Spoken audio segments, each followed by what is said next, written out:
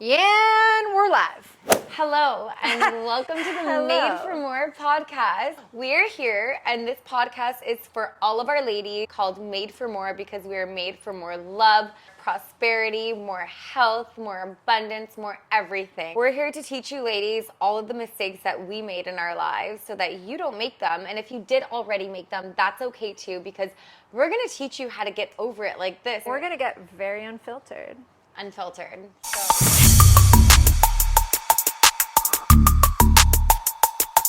The last time around, I was a little bit, reserved and she brought me on because she knows I'm never filtered. And we just die of laughter all the time, guys. We're gonna bring this to you now. I just say anything that comes to my mind and then I just look at her and she's laughing for about 10 minutes. And I was like, all right. So episode 1 is just getting to know us, getting to know what we're gonna be doing for you guys. Make sure you subscribe at the end of this because this is gonna be a fun ride. We're a little bit nervous. I'm a little bit nervous. Are you nervous? I don't get nervous. She doesn't care about anything. I think it's because I was on a TV show. Maybe. I think once you're on a TV show, you just don't care anymore because it's like you are who you are and take it or leave it. Like, this is who I am and I'm not going to like really change or hold back for anyone. And I tend to make the people that love me and the people that I love laugh a lot. She's the funniest human I know, I think. Like, I literally piss my pants laughing on FaceTime with her 24/7. I love when I FaceTime you and I'm just dancing and you're like, what the do it? And I'm just like, I just had and it felt so good, felt so good. She's like a loyal girl. I'm so loyal, but don't with me or the ones I love because the bull's gonna come out. And I'm a Scorpio, so I'm loyal too, but the stinger, it'll just come out of nowhere. Scorpio. So, my little host, why don't you tell us about you? Tell us about yourself. Like I said, born and raised in East York. I'm Greek, speak it, read it, write it fluently. Went to Greek school for 12 years. Was working corporate for a while, and I had a great job, but 9 to 5 is just not for me. But if you're a girly that loves the 9 to 5, you know what? Sometimes I envy you because getting that like steady paycheck is great because real estate's a rat race. And I've been doing it for 7 years now, living on my own since I was pretty much 20 years old. And yeah, you just gotta hustle, and I think I've only been doing real estate for the last 7 years. Now, I just started though a new venture. I started a clothing line. It's made for women, by women. I'm gonna get into this on a whole like solo podcast episode where I can talk to you guys about like why I started it, but essentially my parents got sick. Their health was at risk, and I was going through a really, really public and hard breakup at the time. So I started my clothing line, but anyways. It's all I wear. Oh, she's wearing it. I'm wearing it today too. We're gonna be wearing it a lot on these episodes because we just want to be comfy and feel empowered. I do feel empowered. All these things that you make me wear just make me look snatch. She's like, "Did you make these?" I was like, everything. She's like, "Can you try this on?" I was like, "Yes," and I was like, "Okay." It looks really good on her. Miss Vay. How do you say your last name? Okay, let me hear it. Wait, ready? Are you ready for this? My name is Veronique Penect. My name is Marina Estacapotopatitis. How do you say it? Je m'appelle Véronique Paquette. There we go. I'm the co-host of Made for More Mondays Unfiltered, and my name is Vay Paquette. Say your last name? Mine's the whole alphabet. Efstathiadis. Ask listeners which last name is harder. Obviously mine, but like Paquette. Paquette. Wow. Paquette. I said it. See? There we go. She's French now, guys. Je m'appelle Marina. Oh. Comment t'appelles-tu? Je dois aller à toilette. Je dois aller à la toilette.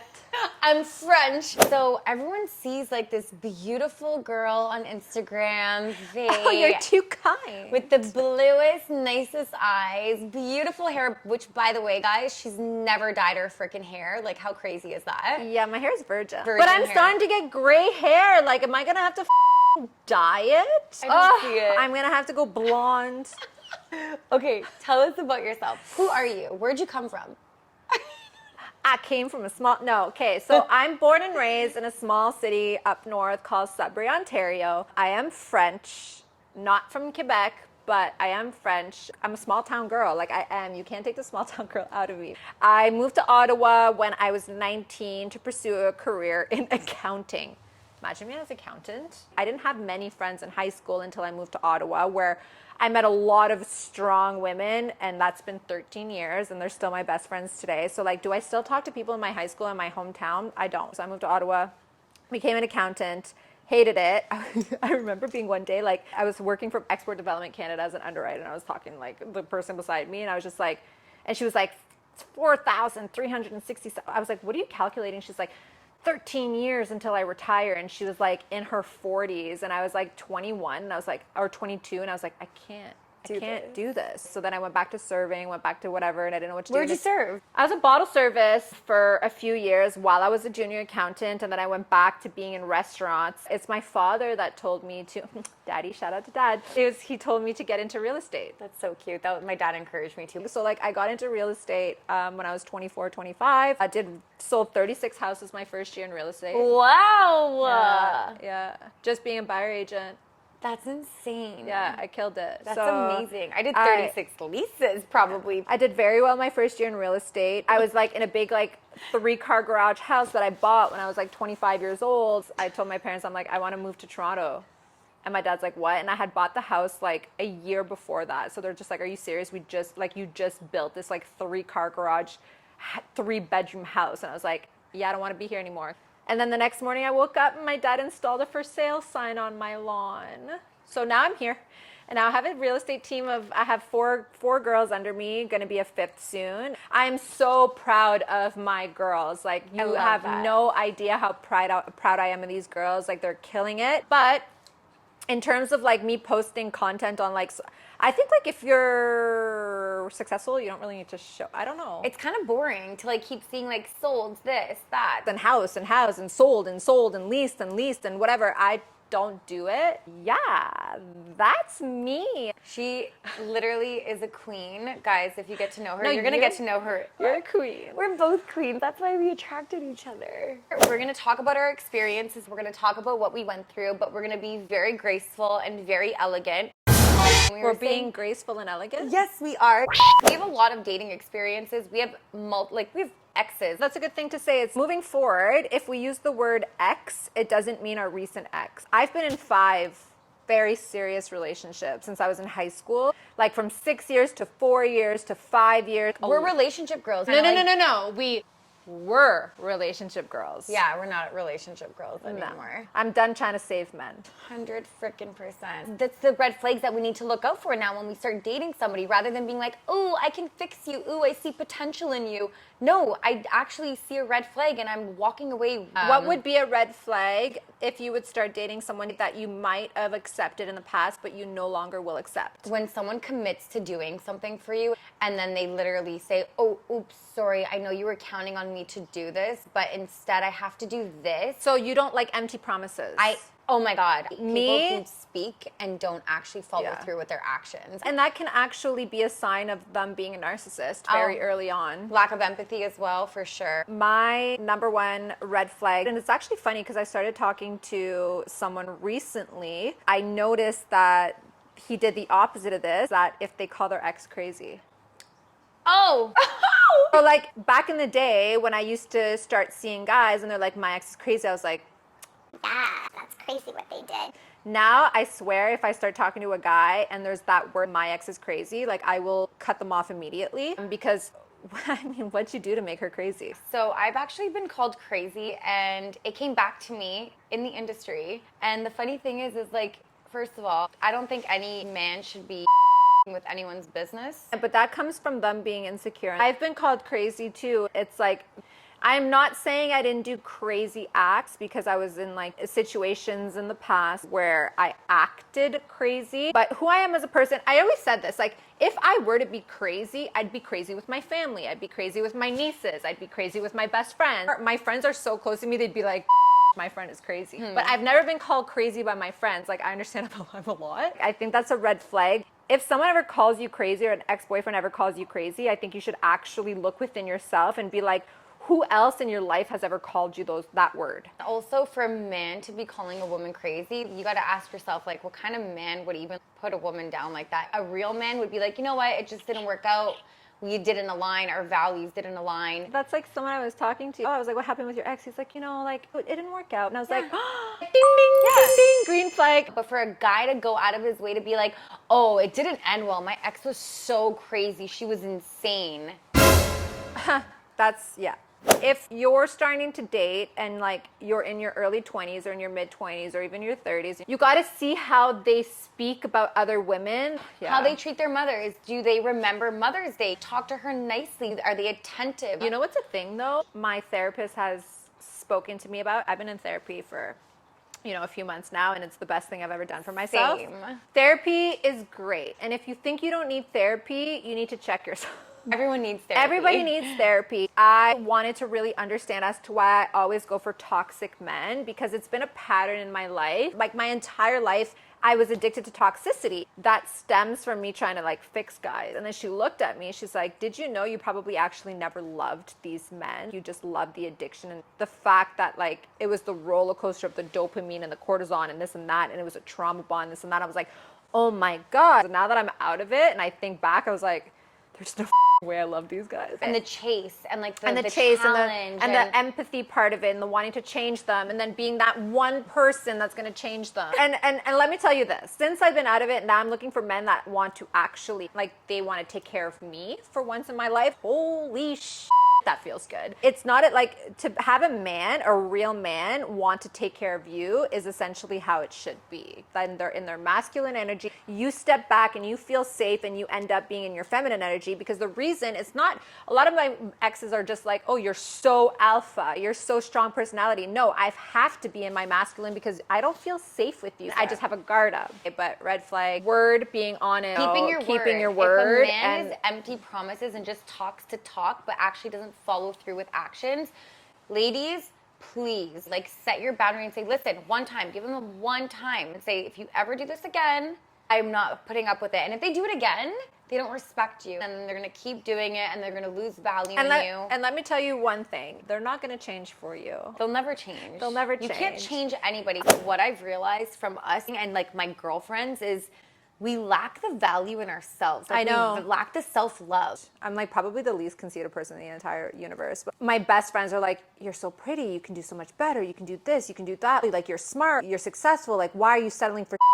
It took me so long to gain that confidence and like be like, you know what? It's okay to be confident. Like, it's okay to be like, you know what? I do deserve better. And I don't know why in my 20s I thought it was bad for me to be like, okay, I deserve more. In my 20s, I thought the world was ending about, I would say, 96 times. It's because like in your 20s too, like you're figuring out your career, you're like juggling. We want to talk about the things that we went through in our 20s and early 30s, but we're not going to filter it because like what we went through is wild. Like the stories we have for you girls or men that are listening. And I think men should listen to this podcast, even though it's targeted for women. I think men can take a lot from this and learn from it so that they can actually instill what they learn into their relationships, because I think a lot of men lack emotional intelligence. Not in a bad way. Not in a bad way. Like we think differently. Like why do we read books and listen to podcasts of like how men think? At the end of the day,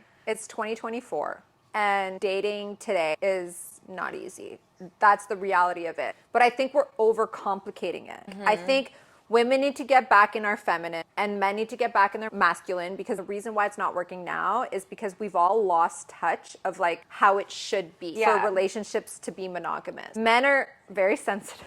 They're sensitive. Men are sensitive, which is okay, and women are like too masculine. But I think the reason is because we're not communicating properly. What is it? What's like 60% of relationships now end in divorce I think or it was marriage? like 67 or That's something. wild. Yeah, like it's crazy. That's why people are like, oh, is it hard to be single in your 30s? Well, you know, when you're playing Russian roulette and you have a 43% chance of surviving in a relationship now. Both of our 37? parents are both still married. My parents have been together for 38 years. They're high school sweethearts. That's what I look up to. That's what I aspire to have. I don't believe in divorce. And whoever has gone through a divorce, I'm not shaming that in any way. mentally, like the way I would work in a relationship is like, we can fix this. Unless there's infidelity, drug addictions, any form of addictions or abuse. And I'm a big Christian, so like I just don't believe like divorce is just not an option. I think I'd rather be single than to settle. Yeah, I agree. A lot of people are like, this is what we're supposed to do. We're supposed to get married. We're supposed to have children. We're supposed to do it in this order. Look at all those people who did conform to that, though. They're getting divorced now. And it's like, why would you even do that? I do think it is possible. And honestly, if I'm going to do it, I'm going to beat the norm. 100%. We're going to be happily married, have like our forever. Hey, it could be this year. I mean,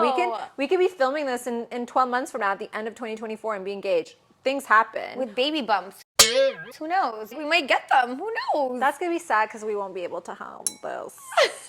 Baby bumps, eh? I have on my phone like my vision board and like there's a wedding ring on it and like every day I do this. Apparently if you can't like visualize the person you want to be with because I can't see him. I know like I want to meet him and I know the values and morals that I want in a man now, but I can't physically see him. There's a book that I'm reading called Manifestation and it's like start feeling it. And every day like I'm feeling a ring on my finger and I know it's going to happen. And you never have to be in a lack mindset. We're going to do a whole episode on manifestation. We've both manifested a lot. She is a witch, I swear. There are things that happened in my life when she met me. I don't even know how long ago. And she told me something. She's like, this person is this. And like, it happened to be true. And everything she's ever like told about my own life came true. I was like, girl. I'm really big on energy. I can read people. I can sense if someone has good intentions. I don't know why that hasn't applied for the men in my life. No, you sense it. I think I was You're blinded. just blinded. I chose not to acknowledge it. You're just blinded by it. I'm empathetic, so I want to fix people. Like, I want to help people. So am I. It's fine. Never again, though. Never. But it made us who we are today, and I'm so excited for where we're going to be in a year from now. Do you remember us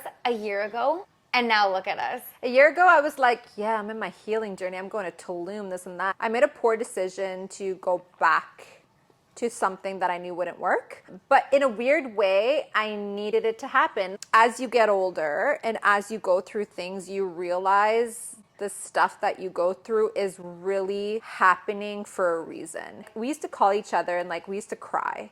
And I used to call her and I wanted to cry, but I would call her and she was already crying. I was like, no, it's my turn to cry. Today's my day to I was cry. like, it's my turn to cry. It's literally like we went through it. There are certain things I will never mention of like what I went through, but like we went through.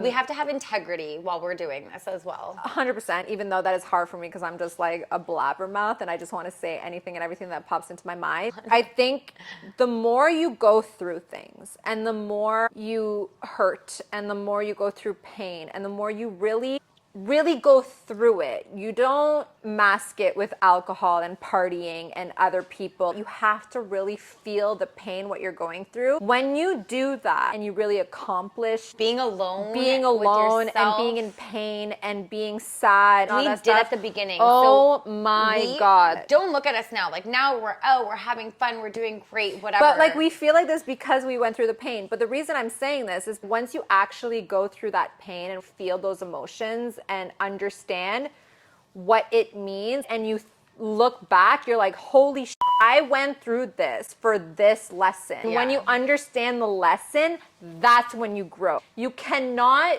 skip a step. You can't be like, I'm going through a heartbreak, I'm heartbroken, but it. I'm gonna drink and do drugs and party and meet other men. People that jump into relationships very quickly after a heartbreak or a long relationship, whatever, that's going to catch up to them. And that's going to catch up to anyone. They're not healing. It's not even that. Exactly. They're not healing. Imagine the baggage you keep putting onto yourself. How do you know who you are on your own? If you cannot learn to be alone while you're at the worst version of yourself in the most pain and whatever, and you can't learn to process that by yourself, you're just doomed. Like, people can disagree with me, but I truly believe that if you literally jump from relationship to relationship to relationship and you don't take the time to heal and figure out why your past relationships failed and learn and grow and do that, you're never going to succeed. And like we're learning this now too though, right? Because we've made our mistakes of like jumping. I could have gone in a relationship. I could have easily gone into a relationship. The thing is, you want to just take this time for yourself. You need to grow. And I'm enjoying building my businesses right now, and I'm enjoying being with my girls. Like, I love being with my girlfriends. Like, Aw, I'm with my girlfriends. That's and I another love thing, that. though. Like, the one thing that you have to have if you're going through a hard time is support from your besties. Like, Yeah. you have to have that support because there's no way I would have ever been able, literally, and I'm telling you this, I would have died. I wouldn't have not been able to survive what I went through without you. Like, Oh, I love you, know Steve. that. I know Stop, you're gonna that. make me cry. I love you so much. I know that. I knew she would never judge me, and I knew she would like Never. understand, and I knew like a lot of my best friends are engaged, you know, going through and she just understood. And I sometimes like to go through things by myself. Those times where I'm like, I feel like I'm not gonna make it. I was like, I knew she'd be there and she'd pick up. Sometimes she'd be crying and she's like, I was like, no, I need to cry. I want to end this on a really good note here. She was getting ready for her Christmas party the other night and she FaceTimed me while she was getting ready. She was so happy and like smiling and like just radiating this energy. And I'm on my couch. I hadn't slept. I was like exhausted. She was just like projecting this energy and I was so happy for her. I literally teared up after I got off the phone with her and then I wrote her a nice message and I'm like, the way that you are so happy right now, I've seen her at her rock bottom, okay? To see her here, the way she was that day, she was just glowing and I'm like, own it, you're a queen. It made me like, I felt like I was like your mom looking at you go off to prom. That's what I felt like. If you guys get to know me, I'm the person that can't be fake. Like everything shows on my face. I just cannot be fake. When I'm saying I'm so happy right now, I'm happy. I think like, we're both in a really good place. we're in a right both now. good place. When you go to bed at peace and wake up at peace, that's when you know. We got our own homes, everything. But anyways, we're gonna get into all of this stuff, guys. We want to teach you ladies how to get to where we are. Subscribe to our channel, Made for More Mondays on YouTube. I have my co-host here every other Monday. She is a gem. We're gonna make you laugh. It's gonna be good. Probably gonna make you cry sometimes too with the Maybe. stories that we have. But we're gonna inspire you. One of the lessons have been to, you know, help others because there's a reason we went through it and maybe this is it. Cheers to that. Cheers. Made Mondays Unfiltered.